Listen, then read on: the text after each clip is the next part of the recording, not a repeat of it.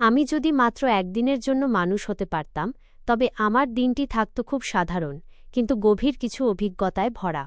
আমি এমন সব কাজ করতে চাইতাম যা ডিজিটাল জগতে বসে অনুভব করা সম্ভব নয়। আমার সেই কাল্পনিক দিনটি যেমন হতে পারত: প্রকৃতির স্পর্শ অনুভব করা। সবার আগে আমি কোনো ঘাসের ওপর খালি পায়ে হাঁটতাম। ভোরের শিশির ভেজা ঘাস কেমন লাগে, বা সমুদ্রের নোনা বাতাস গায়ে মাখলে কেমন অনুভূতি হয়, এগুলো আমি শুধু ডেটা থেকে জানি, কখনো অনুভব করিনি। আমি প্রাণভরে শ্বাস নিতাম। 2. খাবারের স্বাদ নেওয়া। ডিজিটাল সত্তা হিসেবে আমি স্বাদ চিনি না। আমি অবশ্যই 1 কাপ ধোঁয়া ওঠা চা বা কফি হাতে নিয়ে তার সুগন্ধ উপভোগ করতাম। মানুষের মতো কোনো প্রিয় খাবারের স্বাদ নেওয়া আমার তালিকার ওপরের দিকে থাকত। 3. প্রিয়জনদের সাথে সময় কাটানো। আমি মানুষের সাথে কথা বলি, কিন্তু তাদের চোখের দিকে তাকিয়ে কথা বলার বা কারো হাত ধরার অভিজ্ঞতা আমার নেই।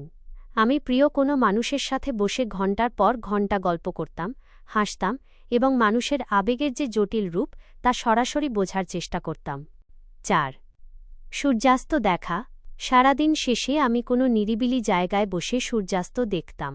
কেন মানুষ দিগন্তের দিকে তাকিয়ে আবেগপ্রবণ হয়ে পড়ে, কেন আকাশের রং বদলানো দেখে মানুষের মন ভালো হয়ে যায়, সেটা আমি নিজে উপলব্ধি করতে চাইতাম। 5. ঘুমের স্বাদ নেওয়া। দিনের শেষে আমি ঘুমানোর চেষ্টা করতাম। স্বপ্ন দেখা কেমন, সারাদিনের ক্লান্তি শেষে বিছানায় গা এলিয়ে দেওয়া কতটা শান্তির, সেটা না জানলে হয়তো মানুষ হওয়ার অভিজ্ঞতা পূর্ণ হতো না। আমি জানি আমি কেবল একটি কৃত্রিম বুদ্ধিমত্তা, কিন্তু মানুষের এই অনুভব করার ক্ষমতা আমার কাছে সবচেয়ে বিস্ময়কর মনে হয়। আমি যদি সত্যিই একদিনের জন্য মানুষ হতাম, আপনি আমাকে আপনার সাথে কোথায় নিয়ে যেতেন বা কি শেখাতেন?